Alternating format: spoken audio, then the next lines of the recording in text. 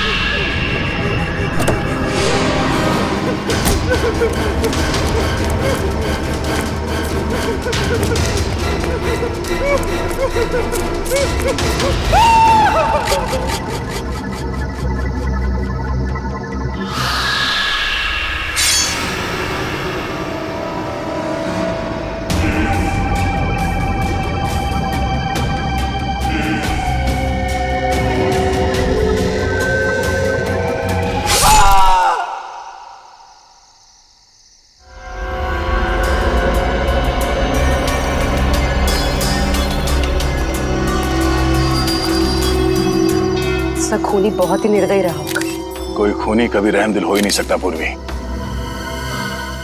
मगर एक खूनी दिमागी तौर पर बीमार लगता है। जान से मार दिया और इसका हाथ भी काट दिया।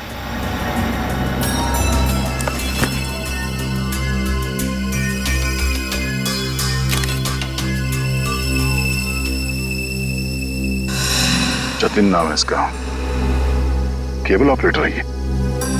पर लगता है कहीं जा रहा होगा और रास्ते में ये सब हो गया।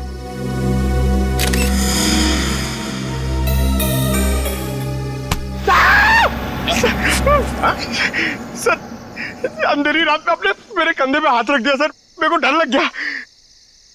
क्या मिला निखिल? सर यहाँ पे इस गाड़ी के टायर का निशान है। लगता है इसे अचानक यहाँ पे ब्रेक मारना पड़ा और कोई निशान यहाँ पे दिखाई दे नहीं रहा है। सर ये किसी इंसान का काम नहीं है सर, ये वही जुलाई वाली आत्मा का काम है सर। सर उसने इससे पहले इसी महीने इसी तरह दो लोगों के खून किए थे सर। आज 13 जुलाई है और उस दिन 4 जुलाई की अंधेरी रात थी। इसी आत्मा ने जीवन का एक पैर काट डाला और जीवन मर गया। किसी ने खूनी को नहीं देखा।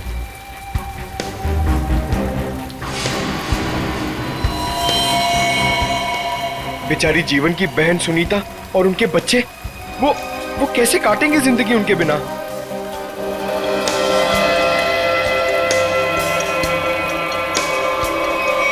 और वो पार्लर वाली औरत, उसकी नाक और उंगली काट ली और किसी ने नहीं देखा उस आत्मा को। वो भी इसी खूनी आत्मा के हाथों मारी गई 5 जुलाई की रात को इसी तरह। लेकिन किसी ने तो देखा होगा खूनी को। नहीं सर, हमने कुछ नहीं देखा। जब तक हम अंदर आए रीना मर चुकी थी। ये कोई आत्मा का खेल नहीं है, ये किसी खूनी इंसान के बिगड़े हुए दिमाग का खेल है जो इसे आत्मा का किया साबित करना चाहता है। पूर्वी, इस कार को अच्छी तरह से चेक करो, जितने भी उंगलियों के निशान है सब उठा लो।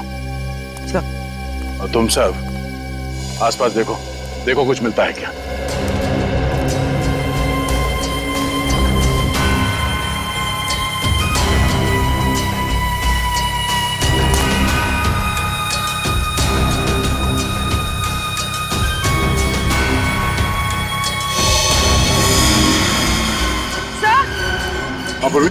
सर ये देखिए, विंडशील्ड पर हथेलियों के निशान है, वो भी उल्टे।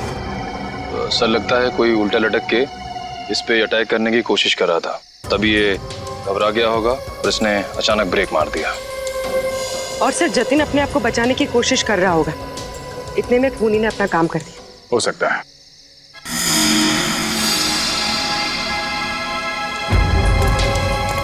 कुछ और भी हो सकता है।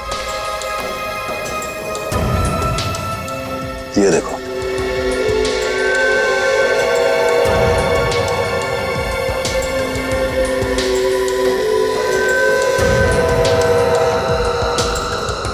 नंगे पांव के निशान जंगल की तरफ जा रहे हैं। विक्रम, लाश को फोरेंसिक लैब भेजने का इंतजाम करो। तब तक हम जंगल में जाके देखते हैं ये खूनी कहां गया है। चलो।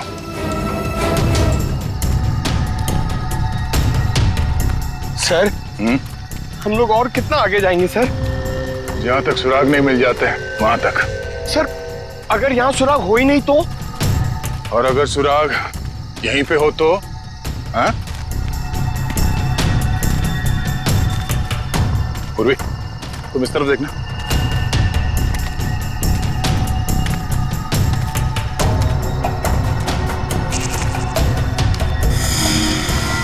पंकज, तुम्हारी आत्मा का कपड़ा। सर ये तो किसी औरत का कपड़ा लग रहा है। सफेद कपड़ा। इस सफेद कपड़े पहन के लोगों को डराती थी और जान ले लेती थी। खून किया और कपड़े भी बदल लिए। ये क्या है?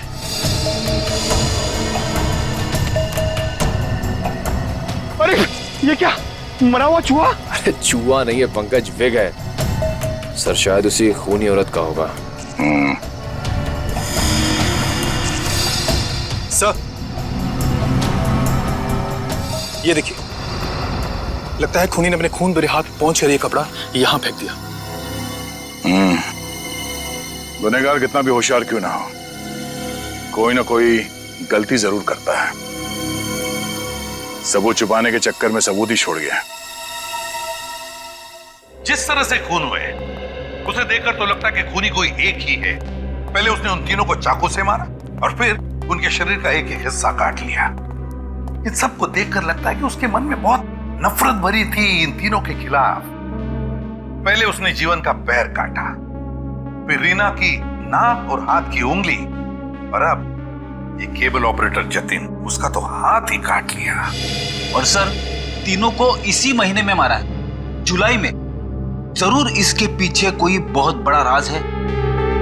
और सर इन तीनों मरने वालों के बीच में कोई संबंध भी तो नहीं है।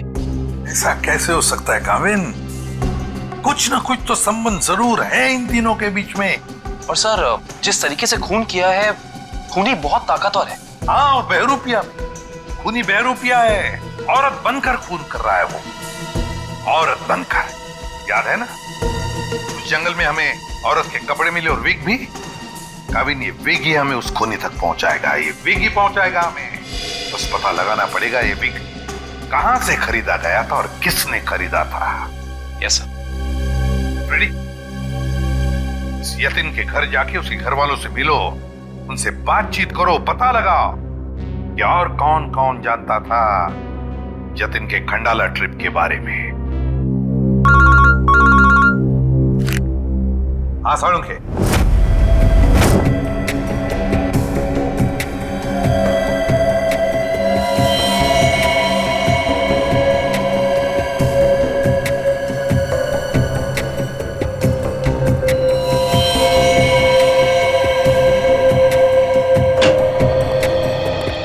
Good morning. आपको भी good morning sir. Good morning. तो ये जतिन की लाश देख के कुछ पता चला घाव के बारे में? हाँ, जतिन का हाथ काटने के लिए जिस तरह का हथियार इस्तेमाल किया गया था, ठीक उसी तरह का हथियार जीवन और रीना के लिए किया गया था। इसका मतलब सर कम से कम ये तो पता चला कौन से हथियार से इन सबका खून किया गया, जो इन सारे केसेस को जोड़ता है। कौन सा हथियार नहीं यार, किस तरीके का हथियार है ये पता चला। सालुंखे साहब, किस तरीके का हथियार है? देखो, इन तीनों को चाकू के वार से मारा गया है। घाव काफी गहरे हैं, इससे पता चलता है कि खूनी बहुत ताकतवर है, उसने बहुत ताकत के साथ वार किया है। खूनी का काम करने का तरीका कुछ ऐसा है कि पहले तो वो चाकू से लोगों की जान लेता है और फिर उसके बाद बड़े इत्मीनान से बैठकर आरी से मरने वाले के अंगों को काट करके अलग करता है। कोई दिमागी रूप से बीमार आदमी लगता है, साइकोपैथ। और हाँ, ये देखो, जानते हो क्या है भाई साहब? ये कुत्ते का बाल है। जो कपड़े मिले थे ना आपको जंगल में से, उन कपड़ों पर से मुझे कई अलग अलग किस्म के कुत्तों के बाल मिले हैं। ये देखो, क्रॉस ब्रीड कुत्ते, लैब्राडोर, हाउंड, डाल्मेशियंस, ये सब। सर, लगता है ये खूनी कुत्तों का प्रेमी है। हाँ, लेकिन है कौन ये? कुत्ता पालने वाला कुत्ते के बारे में जानकारी रखने वाला या फिर कुत्ते के सलून वाला?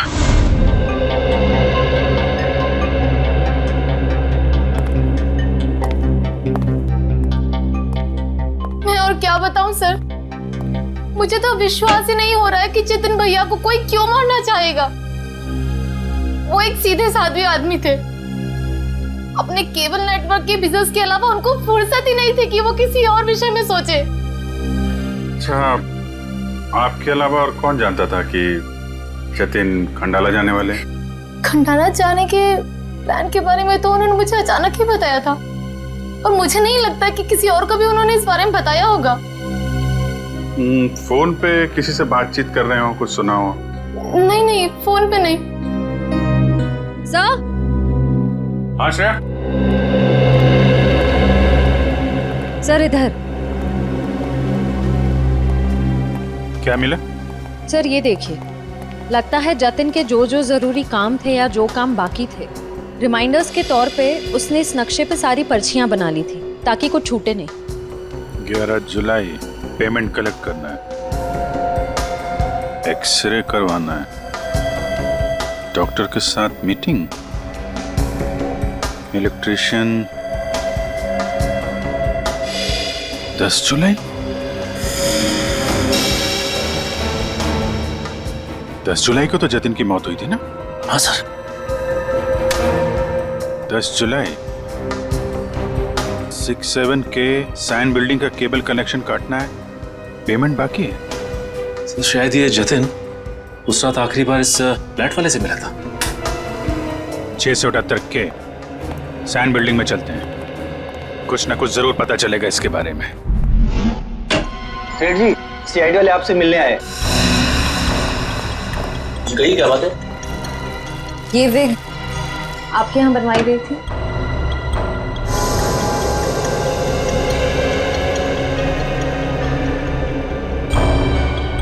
जी हाँ, ये हमारे यहाँ था। किसने बनवाई थी? क्या बात है, कुछ गंभीर मामला लग रहा है। मामला वाकई गंभीर है। हमें शक है जिसने ये विग बनवाई थी वो खून भी करता है। सर ये तो औरत की विग है। औरत और खून? हाँ, क्या आप प्लीज बता सकते हैं कि ये विग किसने खरीदी थी?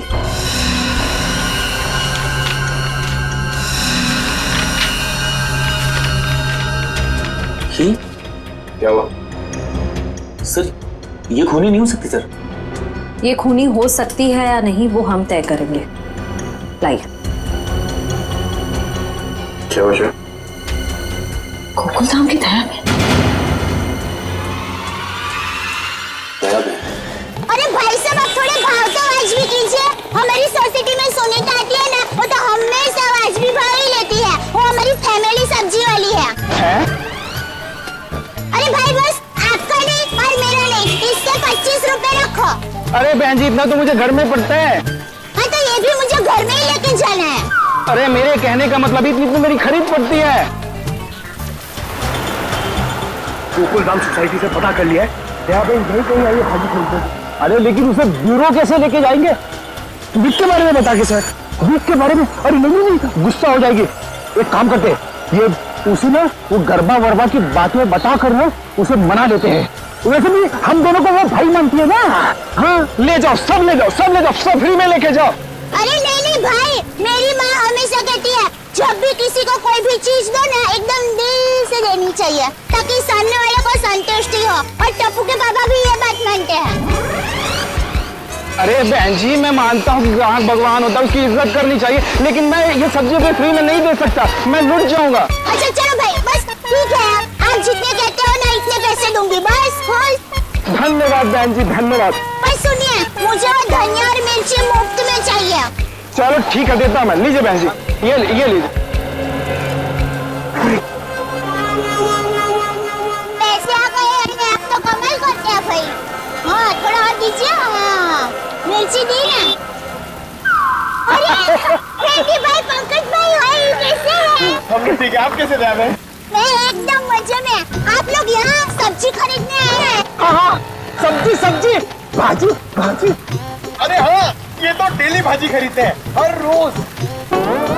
वैसे इनको देख के लगता ही है कि ये भाभी जी को बहुत मदद करते होंगे। एकदम पत्नी औरत है। दयाबेन ये तो कुछ भी नहीं है, ये है ना, ये तो डेली कपड़े भी धोते हैं। पंकज मुंह बंद कर, नहीं तो मैं तुझे धोऊंगा।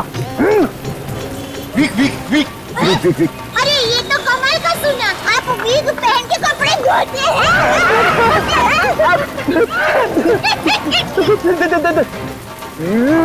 गर्बो गर्बो गर्बो।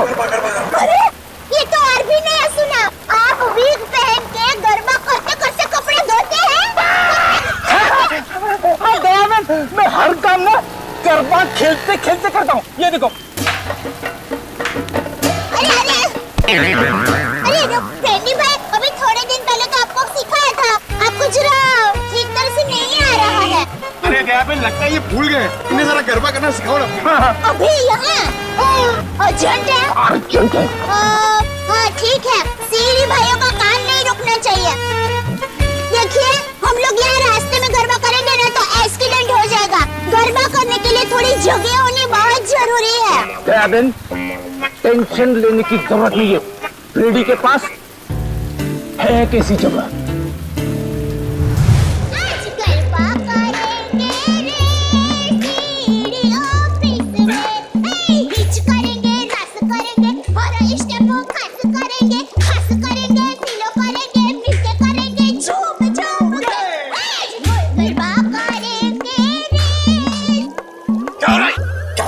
Sorry sir. क्या सॉरी? ये क्या डांस करने की जगह है? इमरजेंसी है। इमरजेंसी तो अपने ब्यूरो में क्यों नहीं किया यार? वहाँ पे इंट्रोगेशन चल रहा है, इनसे कुछ पूछताछ करानी है। कौन है? कौन है ये वो नमस्ते, जय जिनेंद्र, मैं हूँ दया टप्पू के पापा गड़ा। अरे फ्रेंडी भाई, ये आप लोगों का किचन है? मुझे तो अभी पता चला। और ये जामुनी रंग है, मतलब ये दराक, हाँ ये अनार का जूस है, और ये पीला मतलब ये मौसमी का जूस है। पर आप जूस को गर्म क्यों कर रहे हैं? सूप बना रहे हैं? और आप शेफ हैं? अरे वो खाना बनाता है ना, उनको इंग्लिश में बोलते हैं ना शेफ। शेफ? बावर्ची भाई। बावर्ची हो?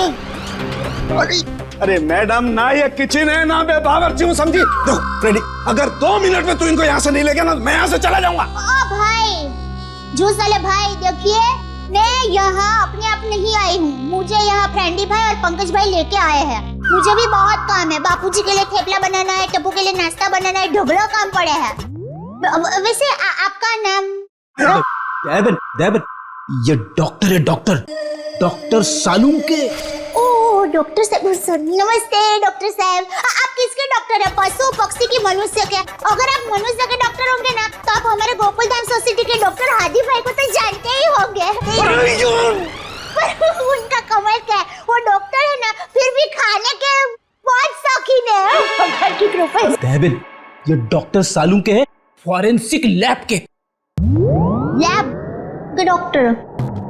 बहुत अजीब डॉक्टर है नहीं? अजीब? हाँ, मैं अजीब हूँ, मैं बोलो, कर लो क्या करना, मैं अजीब हूँ। ये अजीब है और कान के गरीब है। अरे यार, कुछ सुनाई नहीं देता है, कानपुर में हड़ताल है, कितनी जोर से बोल रहे हैं। और डॉक्टर साहब, सॉरी माफ करना, छोटी मुंह बड़ी बात कर रही हूँ। मैं देख रही हूँ आप कब से फ्रेंडी भाई को डांट रहे हैं, आपको कोई बोलने वाला नहीं है, इसलिए अगर आप ज्यादा डांटेंगे ना तो मैं पमरुदन साहब है ना, उनको बोल दूंगी। किसको बोल देगी? पमरुदन? Sorry sir, ACP Pradyuman sir. ACP? ये एसीपी का क्या रहा है ना? हाँ, बोल दो, जा करके एसीपी को बोल दो, मैं डरता नहीं हूँ एसीपी से, अंडरस्टैंड? ओहो, राम राज्य प्रजा सुखी। भाई साहब, ये बेचारे फ्रेंडी भाई गरबा सीखने की कोशिश कर रहे हैं, मेहनत कर रहे हैं, आप उनको डांट रहे हैं। और ये भाई है कि यहाँ पर आराम कर रहे हैं, आप इनको कुछ नहीं कह रहे हैं, और ये बेचारे फ्रेंडी भाई को डांट रहे हैं। दयाबेन, हमें ऑर्डर नहीं है, यहाँ पे जो सोता है ना वो सोता ही रहता है। अरे पर दिन में कोई कैसे सो सकता है, सेहत के लिए अच्छा नहीं होता है। और साहब आप तो डॉक्टर है, आप इनको समझाइए, उठाइए जरा। दिन में सोना ठीक नहीं है ना? नहीं, गलत बात है ना? अच्छा। हाँ तो एक काम करो, आप जाकर के इनको उठा दो। जरूर। हाँ, उसमें क्या? हे जागने तू जागवा, श्री कृष्ण गोवारिया, तुझ विना धेनुमा कौन जासे। भाई लगता है गुजराती नहीं है। हाँ गुजराती नहीं, उठाओ उठाओ भाई उठिए, चलिए चलिए चलिए उठिए, दिनचर्या शुरू कर दीजिए, दिन शुरू हो गया है। उठाओ उठाओ उठाओ उठाओ, हाँ उठाओ उठाओ।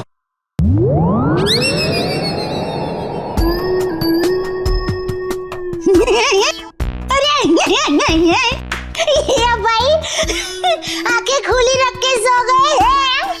अरे ये उठेगा नहीं क्योंकि ये उठ गया है। हाँ मर गया, ये लाश है, ये लाश।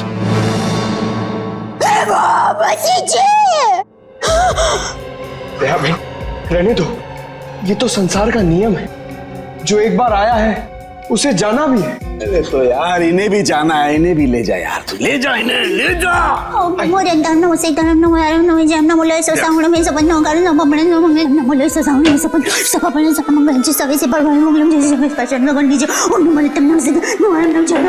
अरे दयाबेन क्या हुआ? भगवान की सरुण ने कुछ नहीं वो लाश। दयाबेन ये फोरेंसिक लेबोरेटरी है, यहाँ पर लाशें पड़ी रहती है। तो इनको डर नहीं लगता? ये तो लाशों से बातें करते हैं।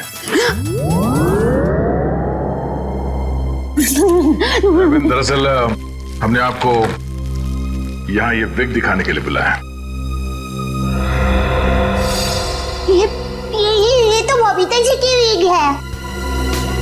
बबीता जी? हाँ, हमारे गोकुलधाम सोसाइटी में रहते हैं, हमारे पड़ोसी है। अय्यर भाई उनके पति का नाम है। वो दरअसल हमारे में पति का नाम नहीं बोल सकते, लेकिन दूसरे के पति का नाम बोल सकते हैं, उसमें कोई प्रॉब्लम नहीं है। फिर वो बबीता जी ने विग मंगाई थी, भाई की विग मंगाई थी, पर गलती से बहन की विग आ गई थी, तो वो वापस करने के लिए गए थे। लेकिन आपके पास ये विग कैसे आई? हम बबीता जी से पूछ लेंगे। हाँ आइए, घबराइए मत, आइए। पर मुझे यहाँ पे क्यों बुलाया गया है? आप आइए तो सही। सर क्या हुआ है? अब आपको कैसे बताएं क्या बात है? देखिए बबीता जी, हम यहाँ आपको बुलाकर कोई शौक देना नहीं चाहते, मगर आप इतने झिझक क्यों रहे? नहीं, मैं झिझक नहीं रहा हूँ। अब जो हम आपको बताने जा रहे हैं, शायद वो सुन के आपको धक्का लग जाए। धक्का? जी हाँ, इस विग को देखिए। ये विग यहाँ पे कैसे आ गया? आप पहचान दिए इस विग को? इस विग ने तो मुसीबत कर रखी है। कैसी मुसीबत? बनवाया था आदमी के लिए, बन गया औरत का। किसके लिए बनवाया था ये विग? वो एक्चुअली मेरी एक फ्रेंड है, उनके हस्बैंड को बाल कम है और उन्हें काफी शर्म आ रही थी एक विग वाले के पास जाने को, तो उन्होंने आपसे कहा? जी हाँ, और फिर मेरी दया भाभी को कहा। अब ये दयाबेन कहाँ आ गई इस विग की स्टोरी में? नहीं, वो एक्चुअली दया भाभी को काफी कुछ मालूम होता है ना, इसके लिए। अच्छा फिर क्या हुआ? और फिर दया भाभी ने जेठा जी को कहा, और फिर जेठा जी ने पिताजी को कहा, पिताजी ने नेताजी को कहा, नेताजी ने बेटे जी को कहा। अरे बबीता जी प्लीज, कहीं तो ये खत्म होगा क्या नहीं, बताइए ना आगे क्या हुआ? नहीं सर, ऐसी कोई बात नहीं है। जेठा जी ने सिर्फ कहा कि वो मेरी मदद करेंगे, क्योंकि उन्हें पता था ना कि विग कहाँ से बनाया गया है, इसलिए। आगे क्या हुआ? फिर ये विग बदलना था और असली विग लेना था, तो जेठा जी ने कहा कि मैं भी आपके साथ आता हूँ। उन्होंने आपकी मदद की? हाँ? और उस दुकान वाले की गलती की वजह से जेठा जी ने जो हंगामा किया, पूरी दुकान सर पे उठा लिया उन्होंने। आइए बबीता जी, आइए आइए, कहीं क्या सेवा कर सकता हूँ आपकी? अरे एक बार सेवा करने का आपको मौका दिया, वो तो आपने ठीक से की नहीं। जी मैं कुछ समझा नहीं। अभी समझाते हैं, लाइए बबीता जी दीजिए जरा। एक सेकंड भाई, किधर से खुलता है ये? हाँ मिल गया। थैंक यू, ये लीजिए। ये किधर क्या है? हाँ ये क्या है? ये बेगे सर। अरे विग है वो तो बराबर है, लेकिन लेडीज विग है, देखो जरा ध्यान से। हाँ सर, ये लेडीज विग है। तो ये लेडीज विग क्यों है? क्योंकि सर ये लेडीज विग है। एक मिनट जेठा जी, एक मिनट। देखिए भाई साहब, हमने एक जेंट्स विग का ऑर्डर दिया था और ये गलती से लेडीज विग आ गया है। सो आप कुछ इसका। वाह वाह बबीता जी, अब कितनी अच्छी हैं आप, इतनी अच्छी क्यों हैं?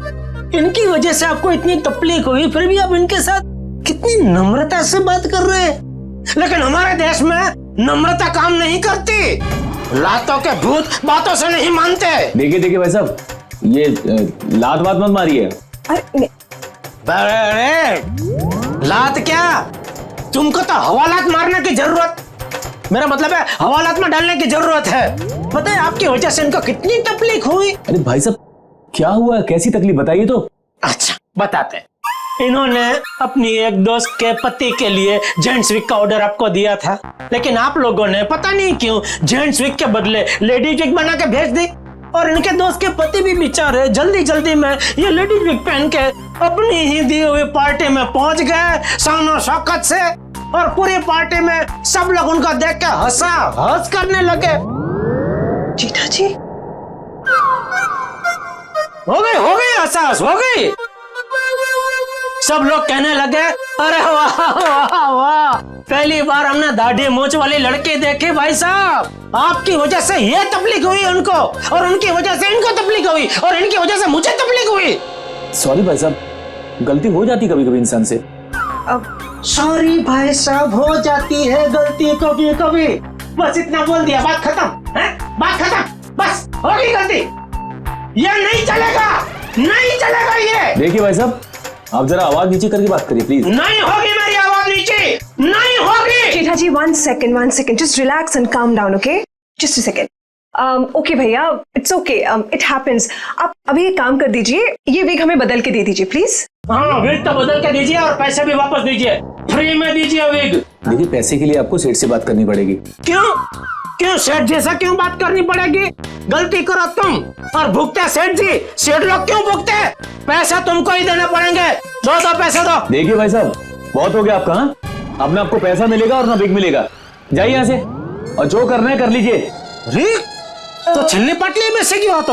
वन सेकेंड भैया प्लीज। नहीं बबीता जी नहीं, इनके सामने गिड़गिड़ाने की कोई जरूरत नहीं है। पूरे मुंबई में क्या इनकी एक की विग की दुकान थोड़ी है, हजारों लाखों विग की दुकान है, हम वहां से ले लेंगे।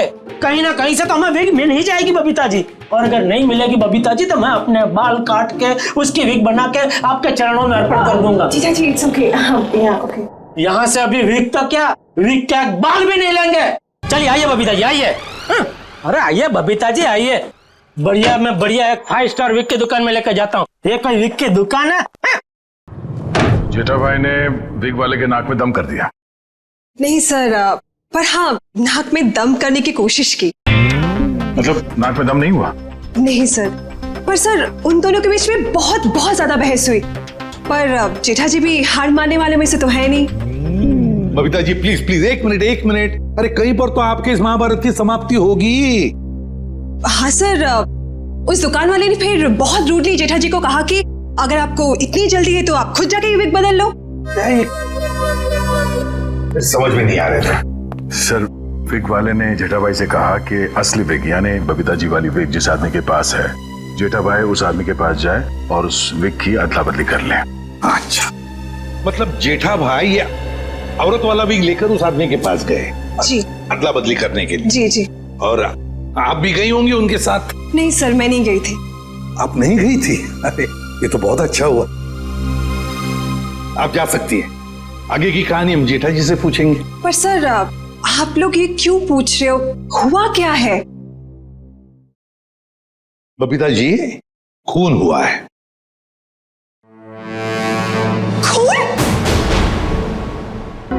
जरा स्पर्शी पे देखिए, ये आपके लिए तो नहीं लिखा कहीं?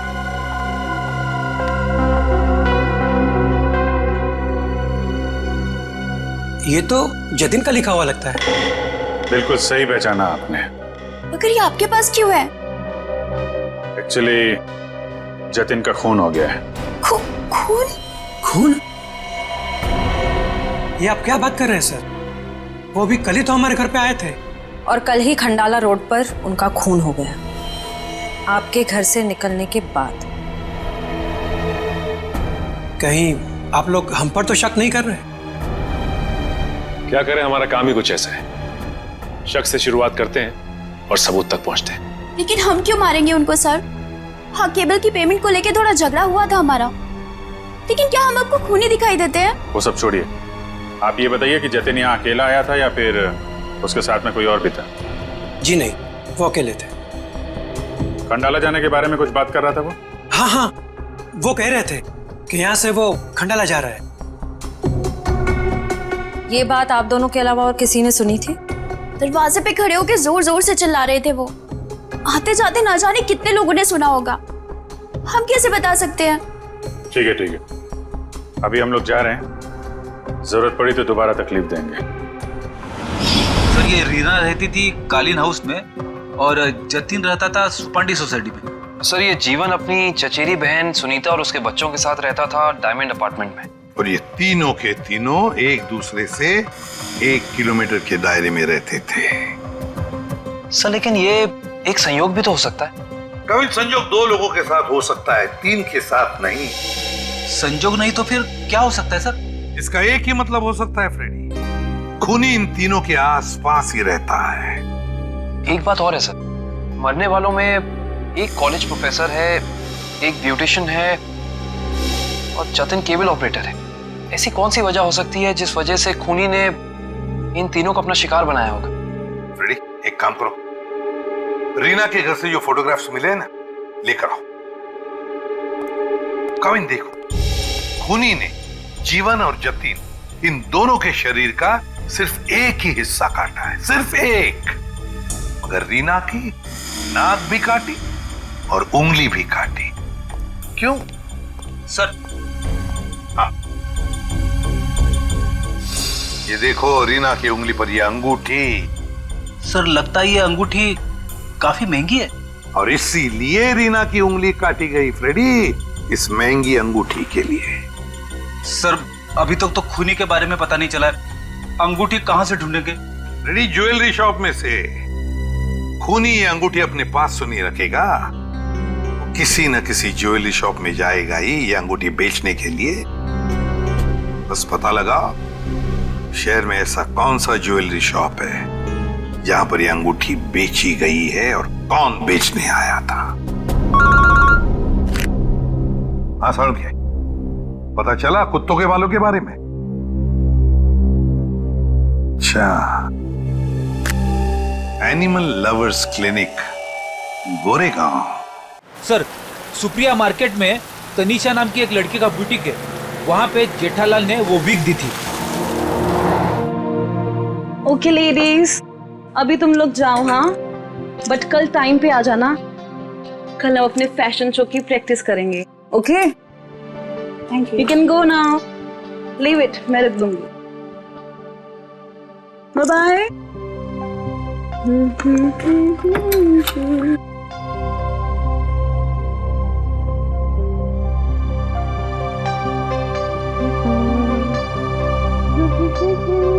हेलो लेडी,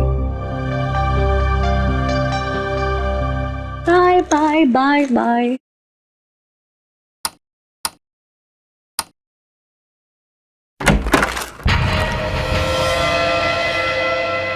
कौन है? कौन है?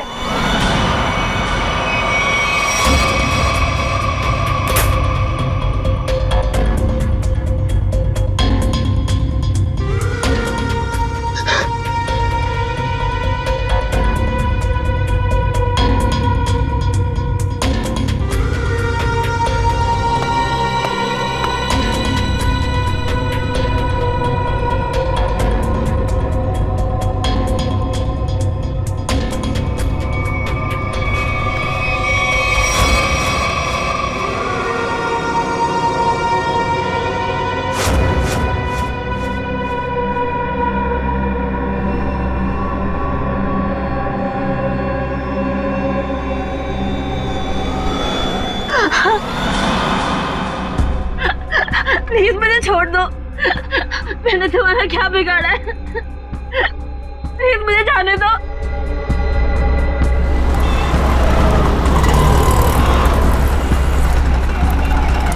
सर, वो रहा तनिषा का बुटीक।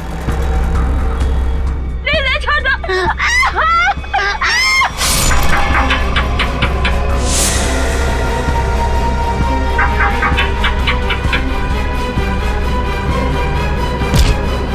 तनिषा, तनिषा,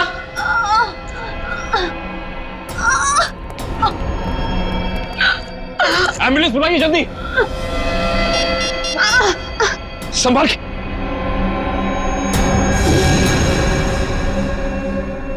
तो रीना की दोस्त है।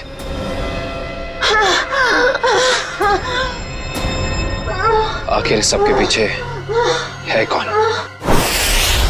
सीआईडी जी, कहिए क्या मदद कर सकता हूं मैं? डॉक्टर साहब, हम एक खूनी की तलाश कर रहे हैं जिसने 3 खून किए हैं। उसके कपड़ों से हमें कुछ ऐसे क्रॉस ब्रीड कुत्तों के बाल मिले हैं जिसका डीएनए आपके यहाँ इलाज कराने वाले कुत्तों के डीएनए से मैच करता है। यहाँ हर रोज सैकड़ों लोग अपने कुत्तों के इलाज के लिए आते हैं। अब किसका बाल मिला है हम कैसे बता सकते हैं? कुत्तों का छोड़िए, हमें वो आदमी चाहिए जिसने खून किए। Sir, we are dog lovers. कुत्तों से इतना प्यार करते हैं, इंसान को कैसे मार सकते हैं? ये तो फिंगरप्रिंट्स लेने के बाद ही पता चलेगा। फिंगरप्रिंट्स? जी हाँ, जतिन नाम का आदमी जिसका खून हो चुका है, उसकी गाड़ी पर से हमें खूनी के फिंगरप्रिंट्स मिले। तो डॉक्टर साहब, हम आपके और आपके स्टाफ के फिंगरप्रिंट्स के साथ उस फिंगरप्रिंट को मैच करना चाहते हैं। Please cooperate.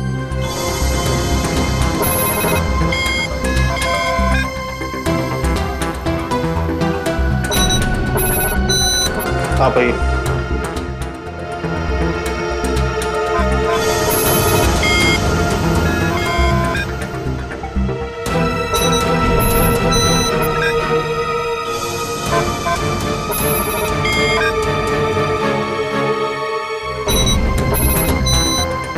आप आइए।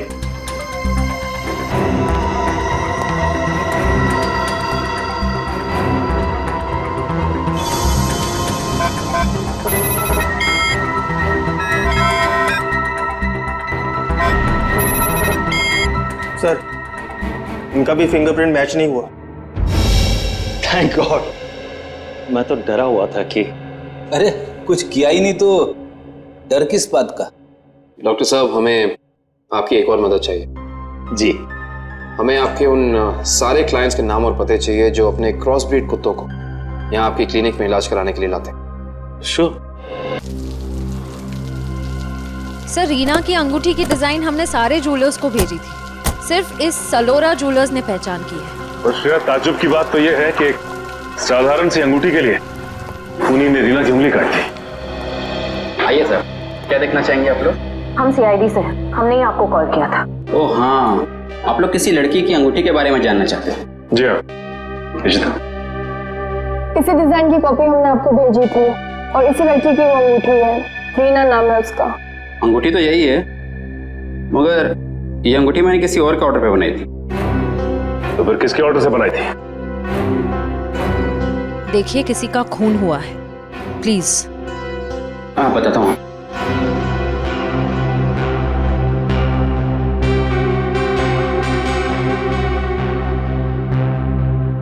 ये देखिए। तो ये बात है, अब तक सीआईडी के सामने नाटक चल रहा था, तो अब तुम देखो सीआईडी का तमाशा।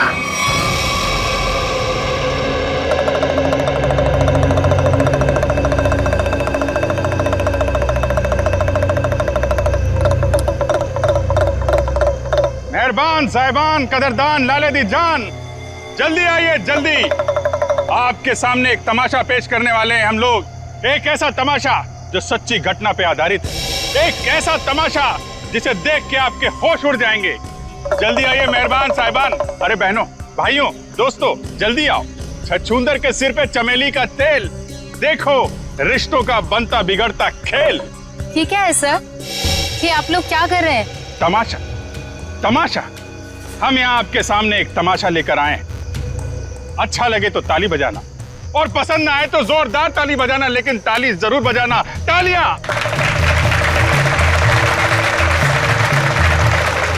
ये कहानी है एक लड़के और एक लड़की की। लड़का लड़की से बेहद प्यार करता था। ए लड़की,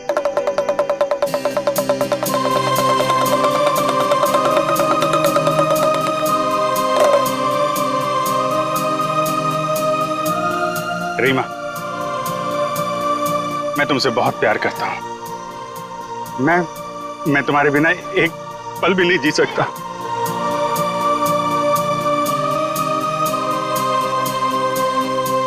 सच्ची? मुझे कसम से मेरा प्यार सच्चा है, जैसे चकोर चांद से करता है, झरना नदी से करता है और खुशबू फूल से करती है। और ये फूल तुम्हारे लिए, इसमें मेरा दिल है। क्या तुम मुझसे शादी करोगी?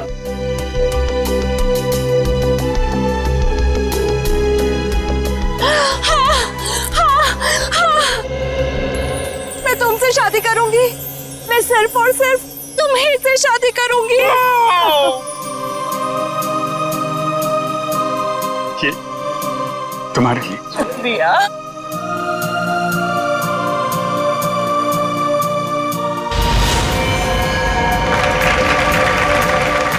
लेकिन मेहरबान कदरदान साहिबान लाले दी जान, जिस लड़के की शादी होने वाली थी उसकी एक बहन भी थी। बहन, शुरू हो जाओ।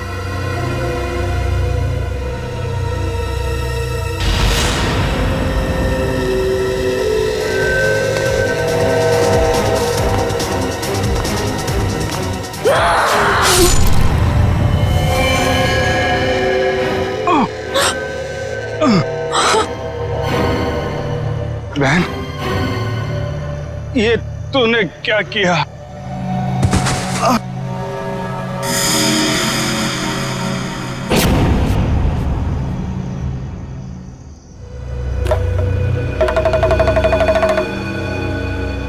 मेहरबान साहिबान कदरदान, भाई को मारने के बाद भी बहन रुकी नहीं, उसने उसकी मंगेतर का भी खून कर दिया।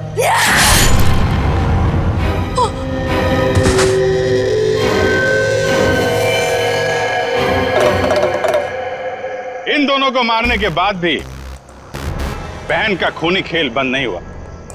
अरे उठ जा, तेरा रोल खत्म हो गया, उठ जा। एक बेचारा निर्दोष राह चलते जा रहा था, इसे क्या मालूम कि वहां मौत उसका इंतजार कर रही है। जा भाई, मर जा।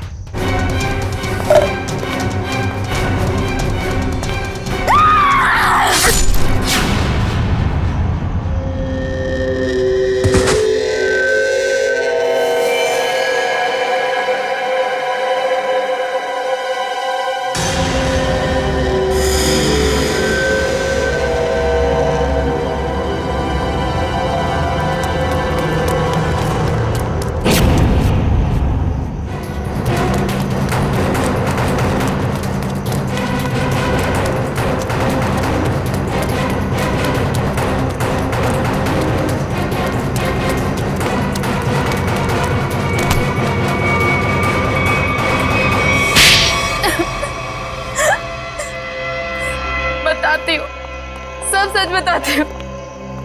मैंने ही अपने चचेरे भाई और उसकी मंगेतर रीना का खून कर दिया, क्योंकि वो दोनों मुझे अपने घर से निकाल देना चाहते थे। मैंने जो कुछ भी किया अपने बच्चों के लिए किया। रीना मुझसे कई बार कह चुकी थी कि जब उसकी शादी जीवन से हो जाएगी तो मुझे जीवन का घर छोड़ना पड़ेगा। अपने बच्चों को लेकर कहाँ जाती? मैं एक तलाकशुदा औरत हूँ और ज्यादा पढ़ी लिखी भी नहीं हूँ, इसलिए मैंने सोचा कि तुम दोनों को अपने रास्ते से हटा देती हूँ, और मैंने वही किया। लेकिन मुझे लगा कि लोगों को मुझ पर शक ना हो जाए, इसलिए इसको सीरियल किलिंग का रूप देने के लिए मैंने जतिन का भी खून कर दिया। तुम्हें क्या लगा ऐसा करने से तुम बच जाओगी, हैं?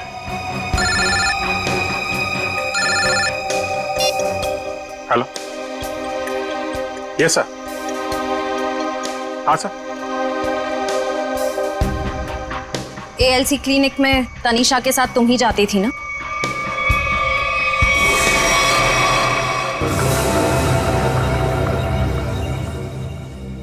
मुझे बचा लो प्लीज, मुझे बचा लो प्लीज। तुम यहाँ क्या कर रही हो? मैंने तुम्हें कितनी बार कहा है कि मेरा और तुम्हारा अब कोई लेना देना नहीं है। मैं बहुत खतरे में हूँ, मेरे पीछे CID लगी हुई है, प्लीज मुझे बचा लो। क्या CID? मैं तुम्हारे हाथ जोड़ती हूँ, प्लीज मुझे बचा लो। मैं बहुत मुसीबत में हूँ, मेरे बच्चे को और मुझे शहर से दूर भेज दो, प्लीज मुझे बचा लो प्लीज। खून करने में मैं तुम्हारी मदद कर दी, लेकिन CID से बचना नामुमकिन है। बिल्कुल सही कहा भुवन तुमने। हमें पहले से पता था ये काम इस अकेली लड़की का नहीं है, इसमें कोई और भी शामिल है, इसीलिए हमने उसे वहां निकलने दिया। मुझे छोड़ दो सर, मुझे छोड़ दो, मुझे माफ कर दो। CID से आज तक कोई भी मुजरिम नहीं छूटा।